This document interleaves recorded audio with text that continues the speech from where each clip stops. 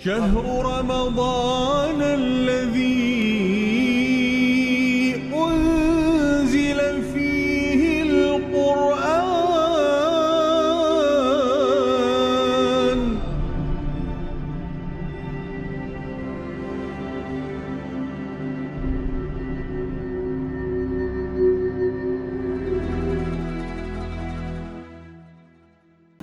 أعوذ بالله من الشيطان الرجيم بسم الله الرحمن الرحيم الحمد لله رب العالمين والصلاة والسلام على سيد المرسلين أبي القاسم محمد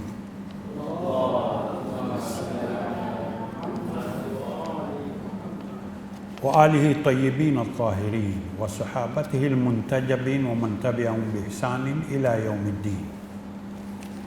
أما بعد، فقد قال الله سبحانه وتعالى: بسم الله الرحمن الرحيم ألف لام ميم ذلك الكتاب لا ريب فيه هدى للمتقين الذين يؤمنون بالغيب ويقيمون الصلاة ومما رزقناهم ينفقون والذين يؤمنون بما أنزل إليك وما أنزل من قبلك وبالآخرة هم يوقنون أولئك على هدى من ربهم وأولئك هم المفلحون إن الذين كفروا سواء عليهم أأنذرتهم أم لم تنذرهم لا يؤمنون ختم الله على قلوبهم وعلى سمعهم وعلى أبصارهم غشاوة ولهم عذاب عظيم. صدق الله العلي العظيم.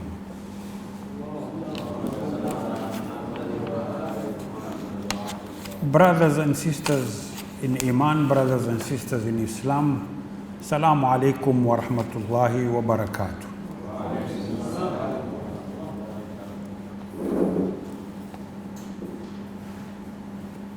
The 7 verses I've just read are from Surah Al-Baqarah. And before I go into translating them, just to remind you that the subject is globalization and its effect on society. Al-Baqarah takes a 12th of the whole Quran. And Al-Baqarah talks about this subject at a great length when it mentions things to do with the Jews, when it mentions things like I've just recited, trying to tell the people that this is a book about which there is no doubt. ذَلِكَ الْكِتَابُ لَا رَيْبَ فِيهِ هُدًى لِلْمُتَّقِينَ. A guidance for those conscious of Allah. Muttaqeen, those who are conscious.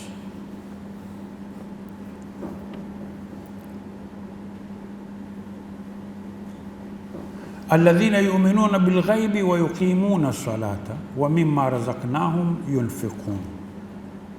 Those who believe in the unseen establish prayer and spend out of what we have provided for them.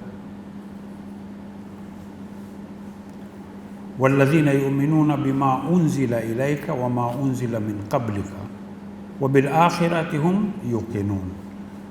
And those who believe in what has been revealed to you, O Muhammad, and what was revealed before you, and of the hereafter, they are certain in faith.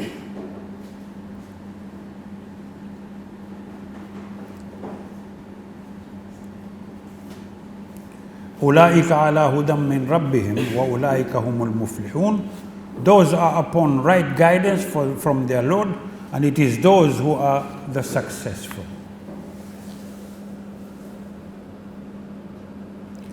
talking about globalization, like I said from the first day I started these lectures, is talking about a very crucial issue, as different scholars have given different meanings to the word globalization.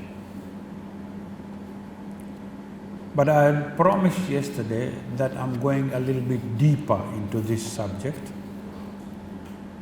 And today I'm coming forward to talk about the New World Order. Some of you might ask yourselves, what is the New World Order? Well, there is a very good book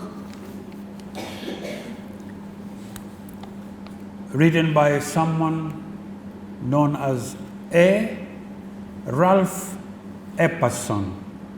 Epperson is Epperson.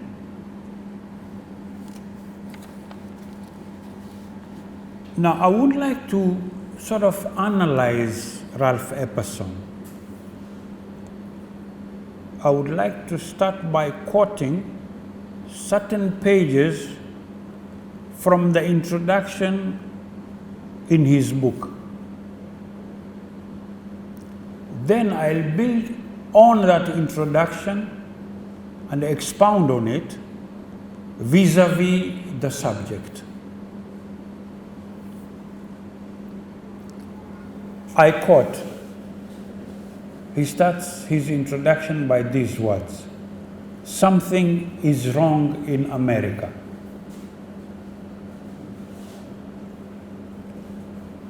Today's newspapers are full of stories about the rampant rise in divorce, or if you like, divorce rates, the increasing abuse of children by some parents, increases in the incidence of rape, pornography being read by an increasing number of people, more crimes against property, demands for world government, urgings for national borders to fall, Christian churches being closed because they will not seek licensing by the state, etc. This is the opening of Ralph Epperson's introduction in his book entitled The New World Order. He goes on, but why are these things happening? Why are all of the legacies of the past, the family, national borders, the right to practice any chosen religion, the right to private property, amongst other things, under such attack?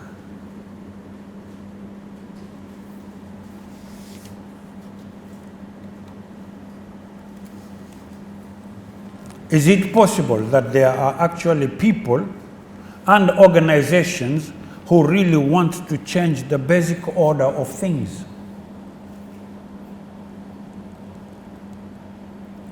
Clues to the answers to these questions can be gleaned from some comments made by people and organizations that are talking about these wide-reaching changes in the nature of our lifestyle. Now he starts quoting. An Associated Press dispatch on July 26, 1968 reported, New York Governor Nelson A. Rockefeller says as president he would work toward international creation of a new world order.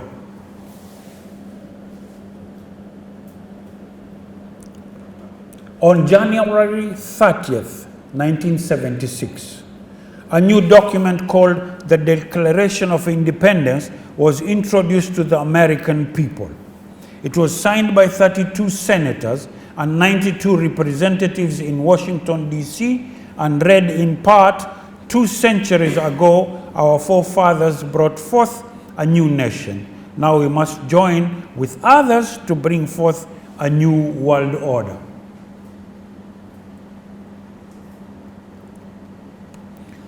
Another individual who has commented is Henry Kissinger, former Secretary of State. According to the Seattle Post intelligence of April 18th, 1975, Mr. Kissinger said, "Our nation is uniquely endowed to play a creative and decisive role in the new order, which is taking form around us." President George Bush gave the commencement address at Texas A&M University on May 12, 1989, and he used similar words as well. His speech was on the subject of Soviet-American relations, and he was quoted as saying, in part, "Ultimately, our objective is to welcome the Soviet Union back into the world order."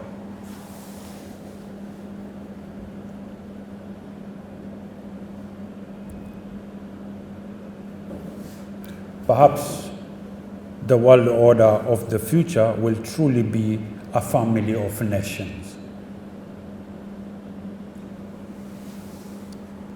Historian Walter Mills maintained that prior to World War I, Colonel Edward Mandell House, the major advisor to Woodrow Wilson, the president at that time, had a hidden motive for involving America in the war.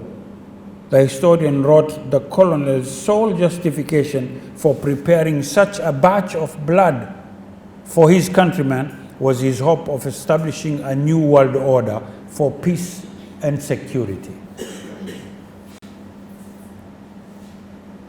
Now, let me remind you a little bit of why am I quoting this book. Among the books that I've come across on the subject of the New World Order, Ralph Epperson's book comes close to what is real and what is really going on Earth or around the globe at this particular moment.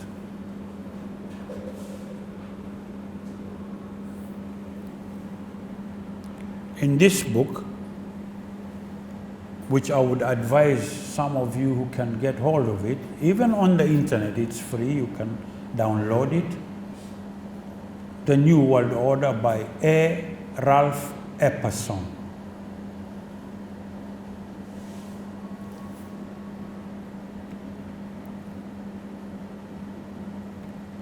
He talks about very many things.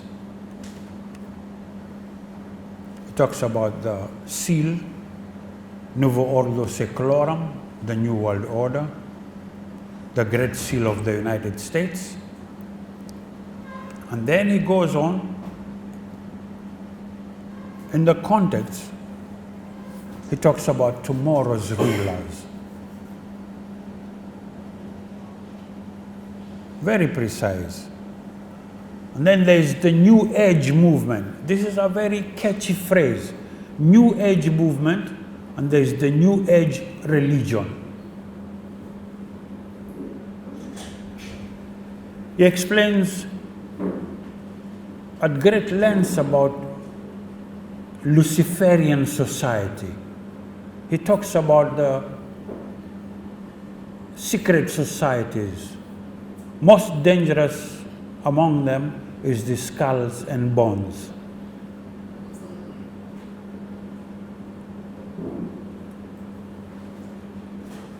These secret societies come from 13 bloodlines.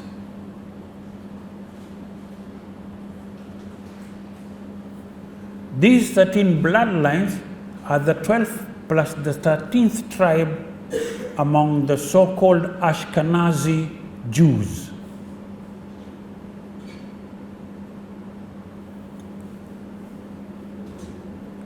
But there are some things that we need to go back and check whether how we've been talking about these things are correct.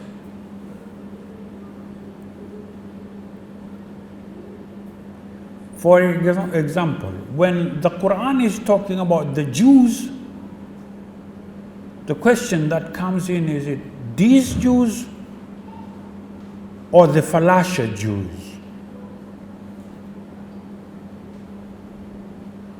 When the Quran talks about Ashab al-Fil, is this the Ashkenazi Jews or is it the Falasha Jews? Falasha Jews are from Ethiopia. These are the guys who ruled Yemen. And if so, who are these Jews we talk about now? These are converts.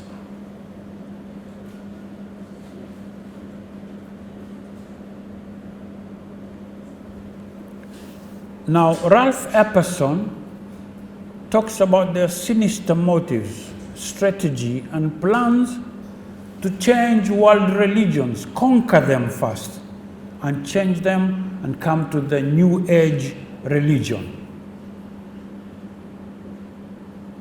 which is a Luciferian religion. That's why, apart from analyzing about who are the real Jews, then we have to come and analyze what's the difference between Jews and Zionists. For us to be on the right cause, for us to be doing the objective of Qawlan Sadida, talking about something but hitting the bullseye. Why? Because يُصْلِحْ لَكُمْ أَعْمَالَكُمْ وَيَغْفِرْ لَكُمْ ذُنُوبَكُمْ وَمَنْ يُطِعِ اللَّهَ وَرَسُولَهُ فَقَدْ فَازَ فَوْزًا عَظِيمًا. Brothers and sisters, this subject is too heavy. Subject of globalization is talking about a body, an organization that's already taking care of issues around the globe. We're talking about the United Nations. We're talking about WHO. We're talking about FAO, Food and Agricultural Organization. We're talking about the World Bank, the IMF, World Trade Organization, International Labour Organization. Now, these are universal organizations. These universal organizations are being funded by people who are filthy rich.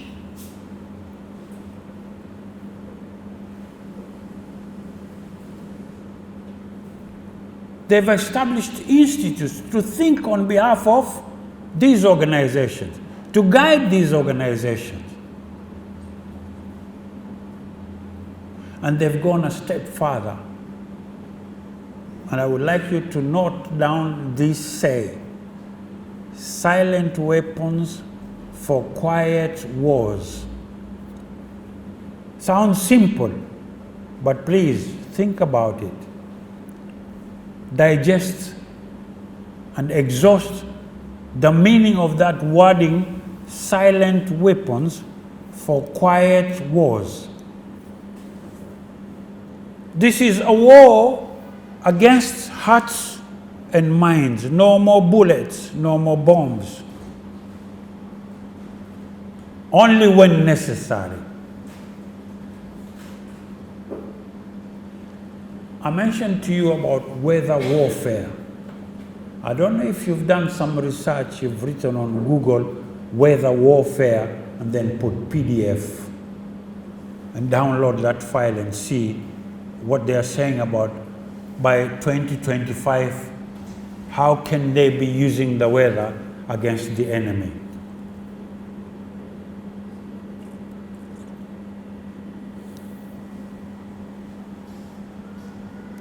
Ralph Epperson talks about these things, but if you want to see what's coming because of these things, you need to go back to Agenda 21, Sustainable Development Goals, United Nations.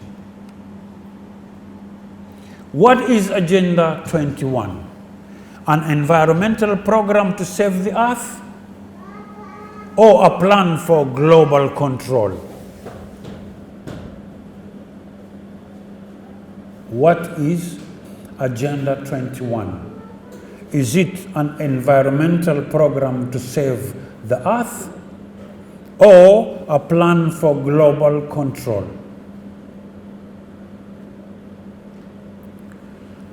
For the benefit of those who find UN Agenda 21 or Agenda 2030 difficult to comprehend,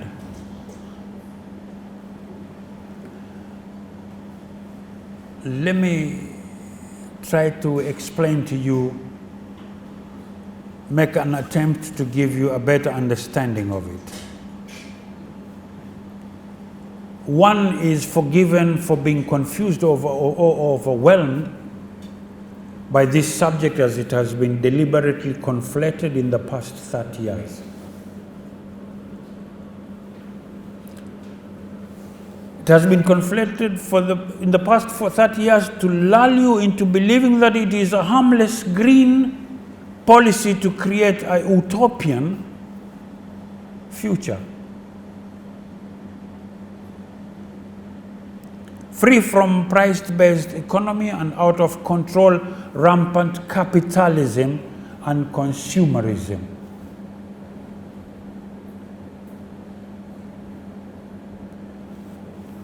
If only that were true from research in reading United Nations Agenda 21, the Global Diversity Assessment and the various Club of Rome reports that preceded them, one comes to the conclusion that it is a plan for global governance. There's a difference nowadays of phrases. There is global government and there is global governance. Now, those who are well knowledgeable about globalism, they know that the right word to use is governance, not government.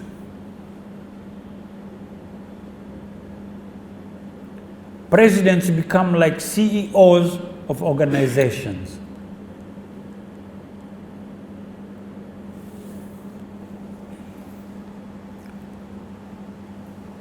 Club of Rome is another organization. One who understands this comes to a conclusion that it is a plan for global governance and re-engineering of human society that has little to do with preserving inalienable human rights and freedoms, and how humanity has become the enemy in the eyes of those who endeavor to control. You need to keep quiet when these things are being strategized and planned, and if you talk, then you become public enemy number one.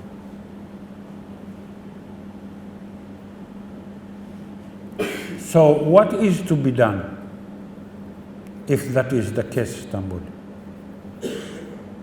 Remember, a day or two ago, I mentioned the issue of organizing ourselves, setting standards to inform the masses of what is to be done, why we must unite and forget about small issues that divide us, be they religious, ethnic, caliber, regional, or whatever.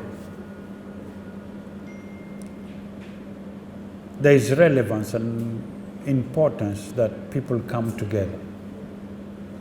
And no one has that privilege and that opportunity better than the Muslims.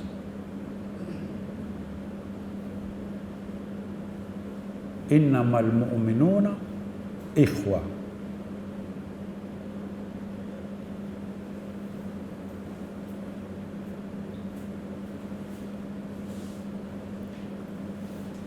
The Quran says, ذلك الكتاب لا ريب فيه هدى للمتقين. question still arises, are we conscious of Allah? Because this is a guidance, a book of guidance for those who are conscious.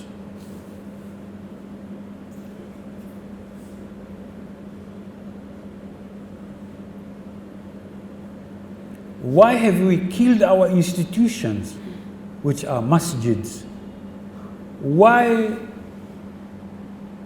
is it that you might go to any masjid and ask the imam for statistics?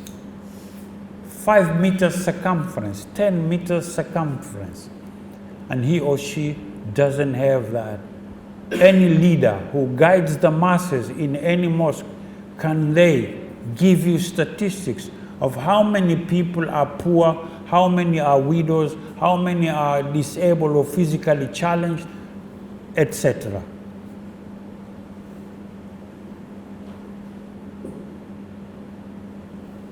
How many masjids are strategizing and planning for the society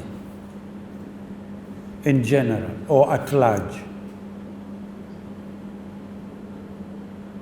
Now, when you read Ralph Epperson's book, The New World Order, you'd be able to understand what I'm trying to bring up on this topic.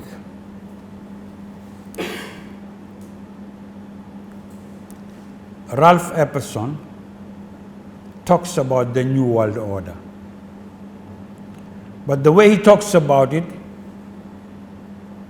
he mentions quotations from very prominent personalities whom we can't ignore.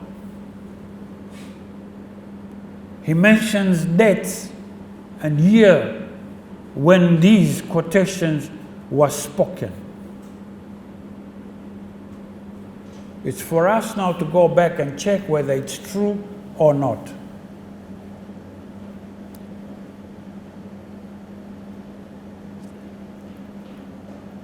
For example, he mentions Adolf Hitler,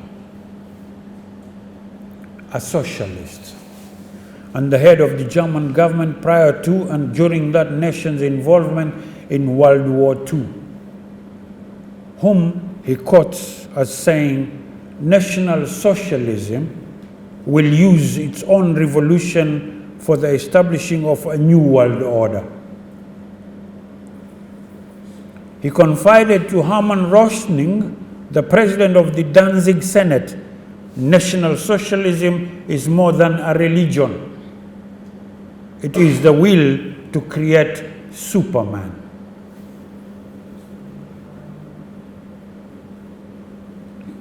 How many of you have heard about transhumanism?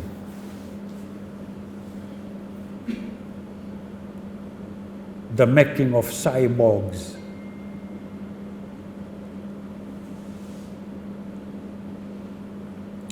Sometimes when I want to talk about these things, there's a tendency in my thinking,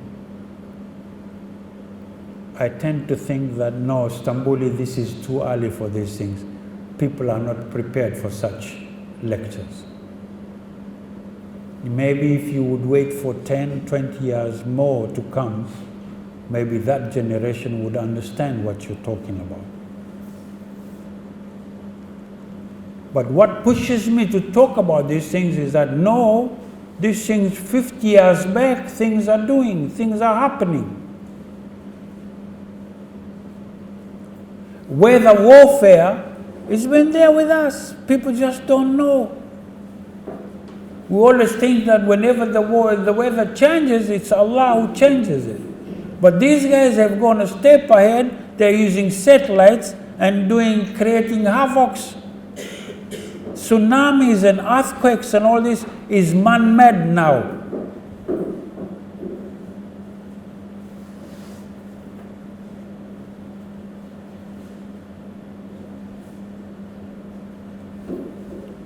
And I'm not saying this just to please you guys. I'm saying this and I can prove through authentic documentation that these guys are saying this. It's not me. It's not my late father. It's not anyone I know. Scientists, big people who've researched and done this. There is a place called Gakona in Alaska. There is a station called HAP. It's H full stop A full stop A full stop R full stop P full stop. Write HAP project and see what's coming on the internet. These are antennas. How many are they? What can HAP do?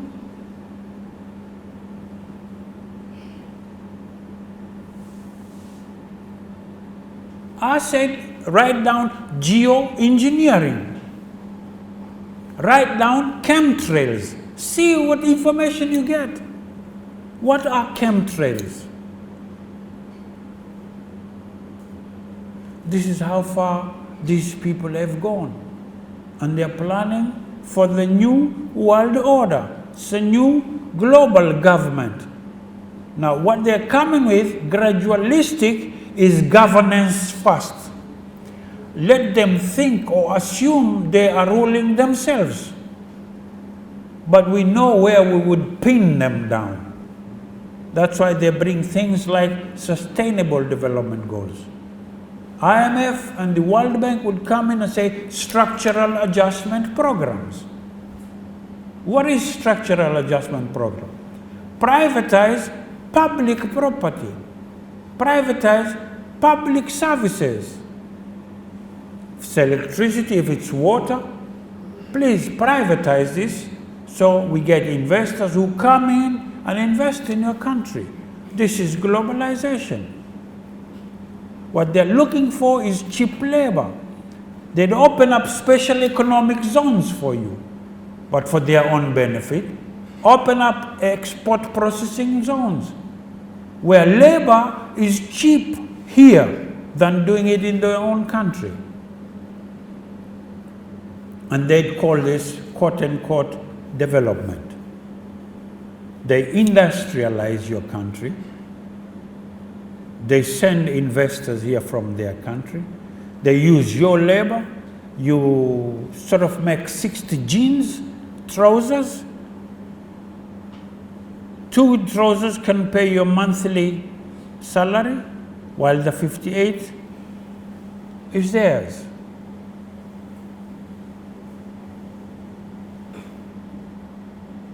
When you privatize water, at whose mercy are you living now?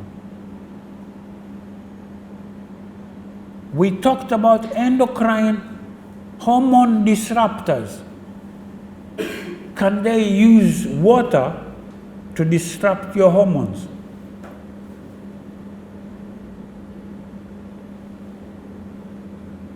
Can they use medicine, pharmaceuticals to disrupt your hormones? Can they use food to disrupt your hormones? Can they use beverages to disrupt your hormones? How safe are we?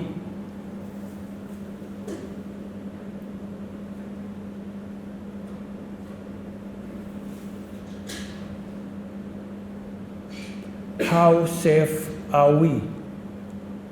How organized are we? Organized in the sense that we have our own laboratories to check out for these things. Can be used in preservatives, in colorings, in sweeteners.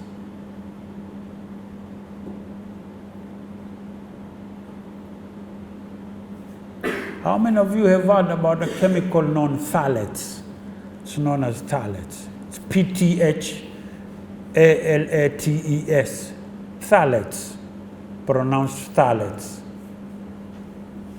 It's a chemical put into plasticware, cups,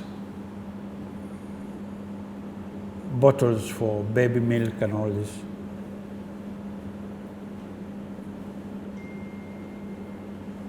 Please go into the internet, research on phthalates. I'll talk about it in due course, but just to give you a hint of what's coming, phthalates. What it does to hormones, what it does to small babies, because you use those bottles to put hot milk in them and give it to your babe.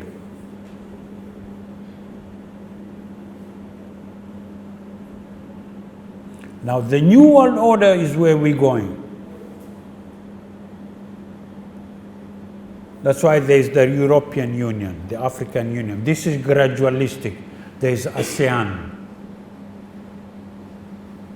These are regional organizations. And from AU, we have SADC, we have East African Community, we have ECOWAS, and so on and so forth. They are preparing us to be living as a group of people. They are herding us together like sheep.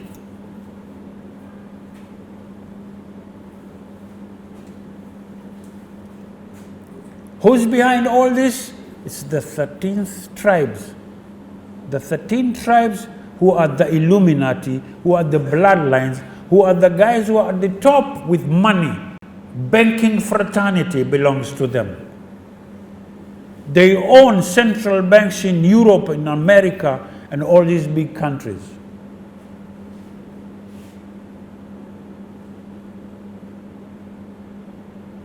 They fund things like United Nations.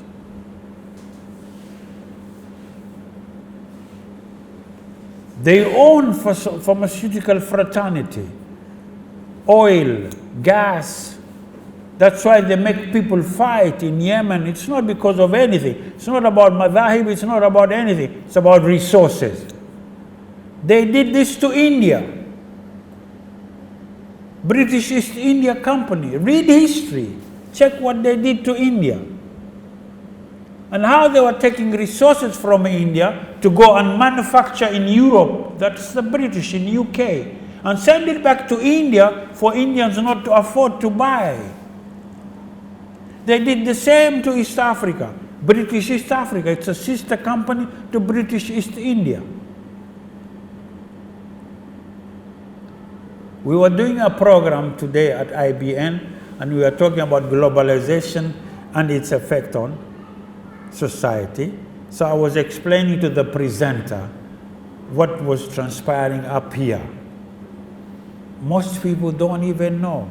Before even Tanganyika became Tanganyika, under the borders that were drawn at the Berlin conference, there were US embassy.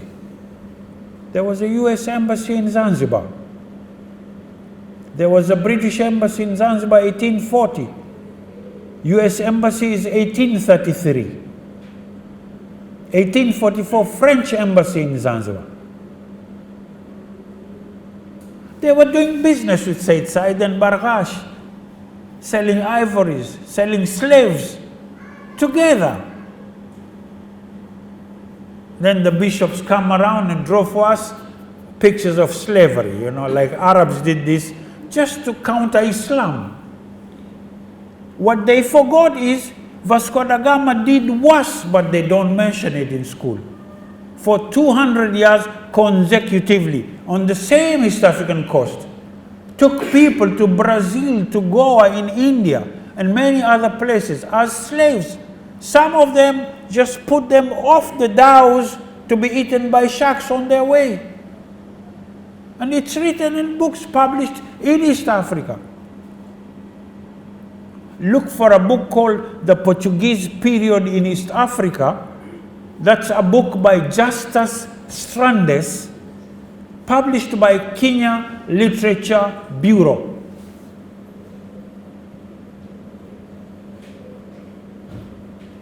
I told you, read what they did at Songomnara, what they did at Kilwa Kiswan. 200 years consecutively. What the Portuguese did to the Muslim community along the coastline, not even Hitler did to the Jews.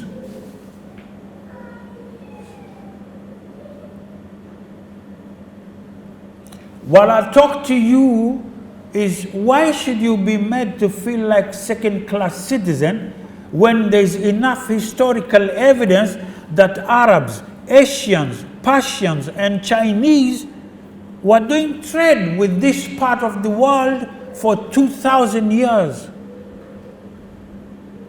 2,000 years. AD 45, AD 60.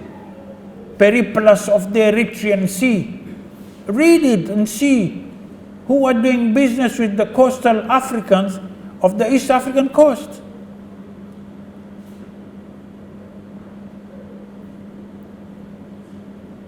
How come someone comes around and makes you feel like you are a second-class citizen? You need his consent to be a citizen of this nation.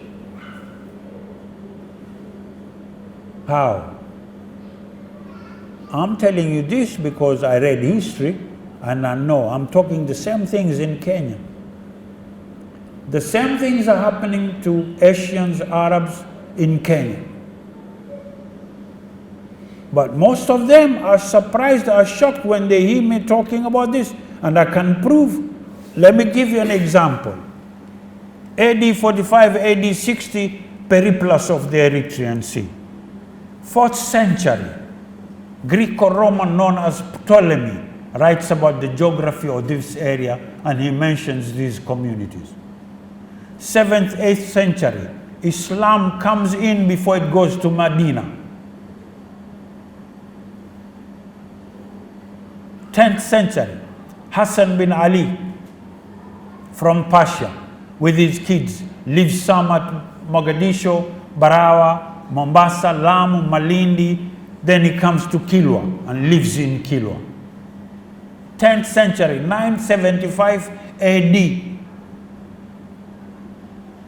11th, 12th, 13th century comes Al-Idrisi, Al-Masudi, Al-Maqrizi. These are historians and geographers from the Arab Peninsula.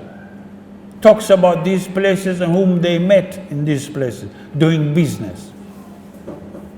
14th century, 1331, Muhammad bin Abdullah, famously known as Ibn Battuta, comes to these areas and mentions how civilized these people were. 15th century, 80 before the Portuguese, the Chinese come in here. He's called Chang Ho, but others call him Ma Ho, and Ma in Chinese means Muhammad, which means the Chinese were Muslims. Some of them died in a place called Shanga in Pate Island, Lamu, and they were buried in an Islamic way of burying. I visited the spot and I said, why is this like this? Why are the graves like this? It says they are all Muslims. Then I go deeper into researching about Chang Ho. 6th generation before him were Muslims, his own family, and Al-Hajj, including him. Chang Ho was a Muslim and an Al-Hajj, been to Mecca several times. Then came Vasco da Gama, 1497.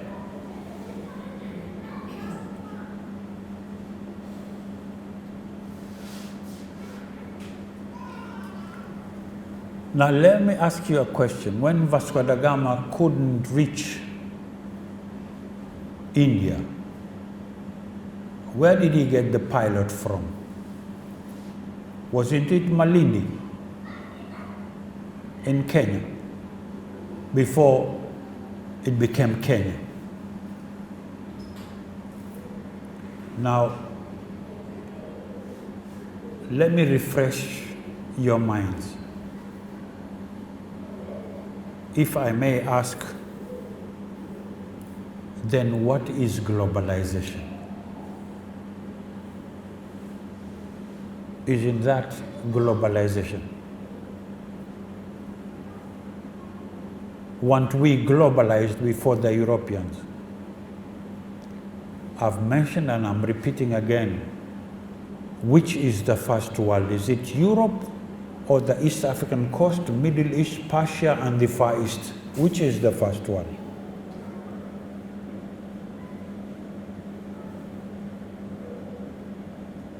So we belong to the first world when they were barbarians. We ruled over them. That's why the papal bull that gave consent to Spain and Portugal to invade these areas and kill us if we reject to become Christian or we reject being Christianized. That's why the 200 years brutality by the Portuguese on the indigenous people of the coastal area of the East African coast.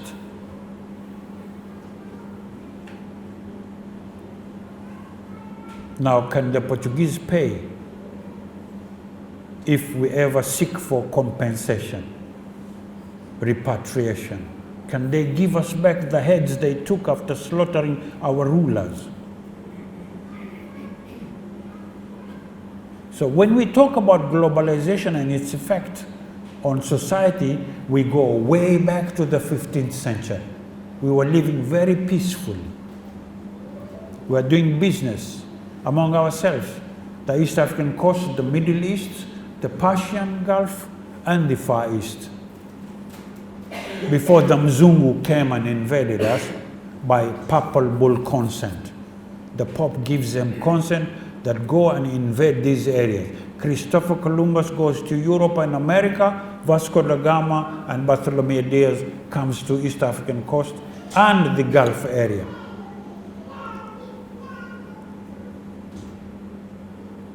Question that I have for you guys who are listening to me, I'm very glad that you attend these lectures on a daily basis. May Allah bless us all.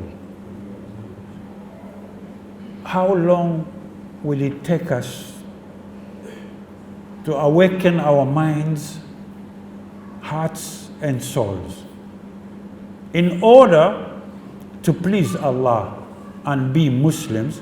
Because Allah says in the Quran, Ya ayyuhalladhina amanu lima taquluna ma la taf'alun. Kabura maktan inda Allah an taqulu ma la taf'alun. Why do you say what you don't do? Why do we say we are Muslims and we don't do Islam?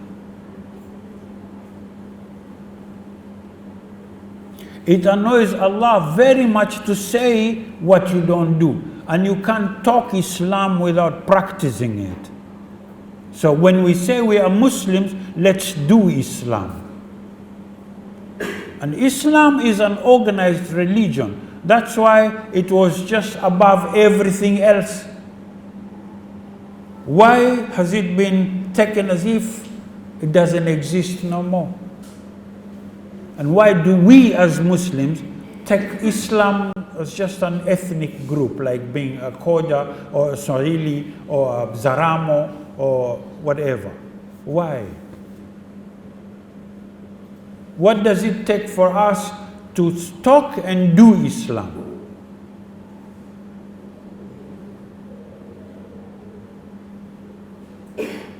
Because if we don't do Islam, globalization would step over our heads and finish us and make us look like robots.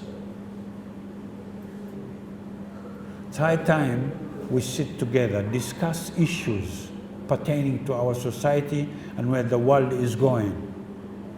We need to research and keep for reference purposes for the future generations to come and know, like, no, there was a generation that was awake, that knew what time it was, that knew what is happening on earth, and they set the record straight. This is what we need to do. We need to set the record straight. Brothers and sisters in Islam, let me stop here as my time is up. Inshallah, pray for one another. We get another chance to meet tomorrow. If I ever said anything that annoys you, I'm sorry. If I said anything that pleases you and pleases Allah, please let's pray for one another so that we get an opportunity. We meet again tomorrow and discuss further issues on globalization and its effect on society. Assalamu alaikum wa rahmatullahi wa barakatuh.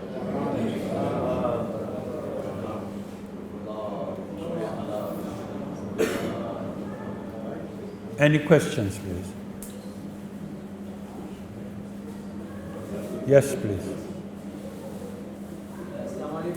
Wa alaikum assalam wa rahmatullahi wa barakatuh. I take this opportunity, first of all, to appreciate and thank you for your enlightening and really eye-opener discourses. Barakallah. I have a few questions. The day before yesterday, we were talking about United Nations and these organizations. So, what should be our stand? Because these organizations do help during when we have let's say national disaster. So, like the organization like World Food Programs, World Health Organization, if there is any outbreak of whatever disease you can think of, they are already there. They are always there, forefront, helping people. Even World Federation, our parent body, is somehow affiliated with United Nations, so that we can reach out to people in a much easier way, in an organized way. So, how do we equate this?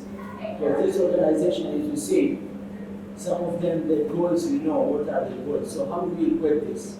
So, that's number one.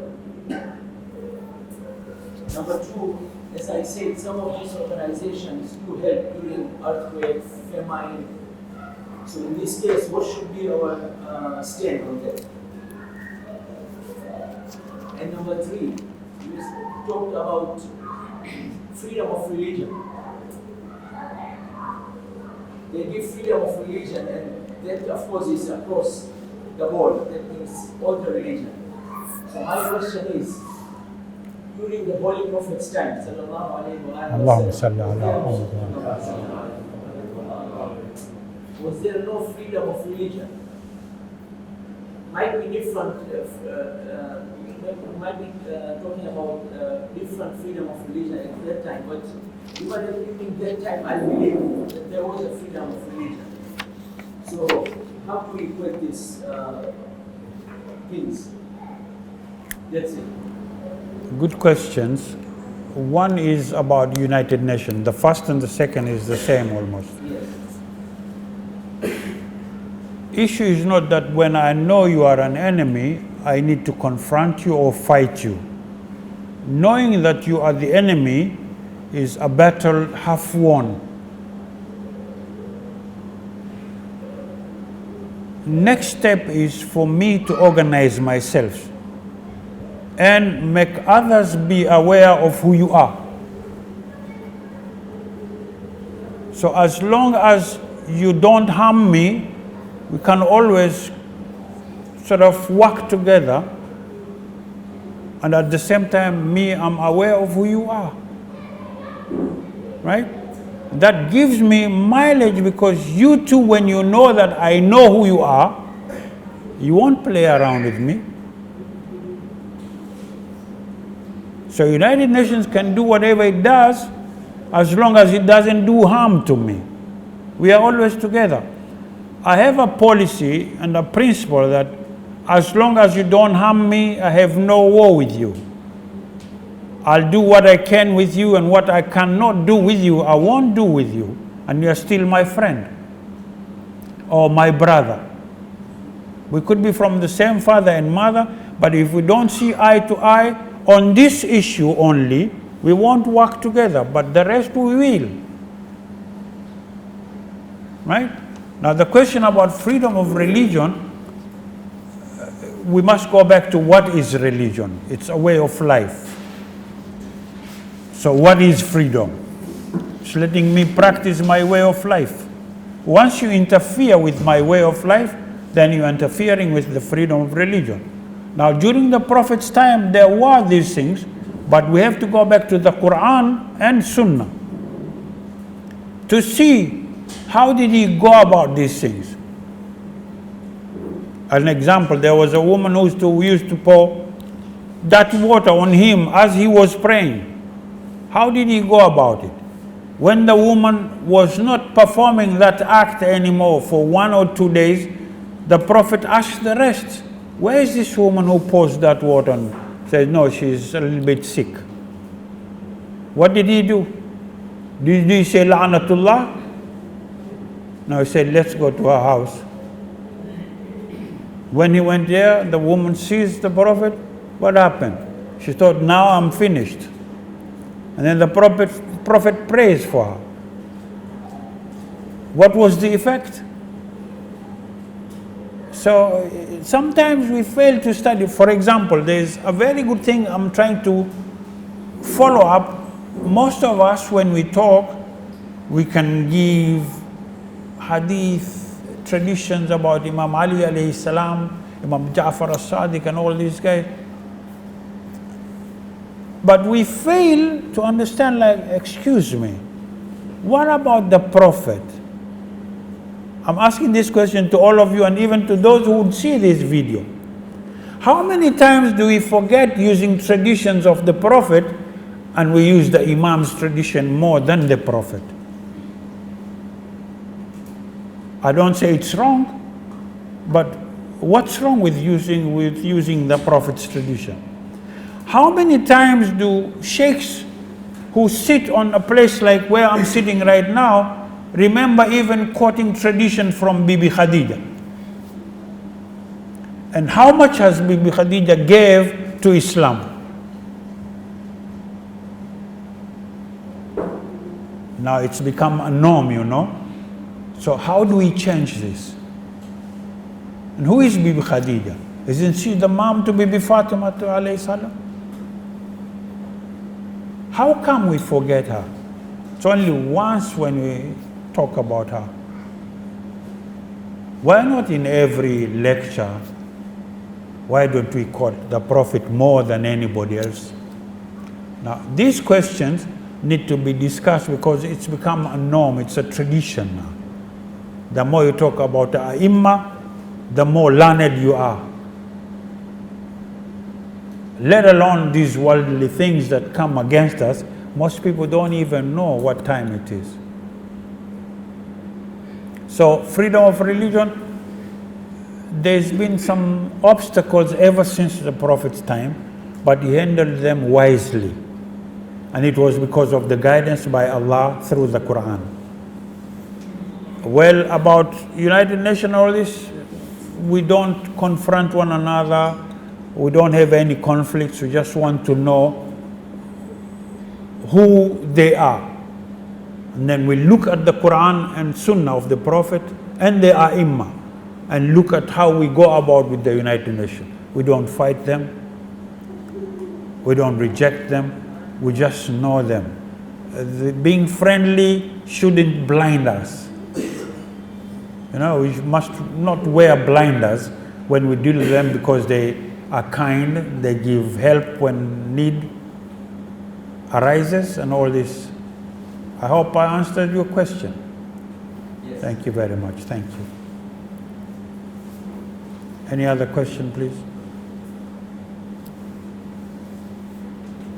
No more. Thank you very much. Yeah? So, as we move along these courses, I suggest, it's just a suggestion that yes, we have covered a lot of negative impact that globalization can have on us. It's already having, and it can have on us.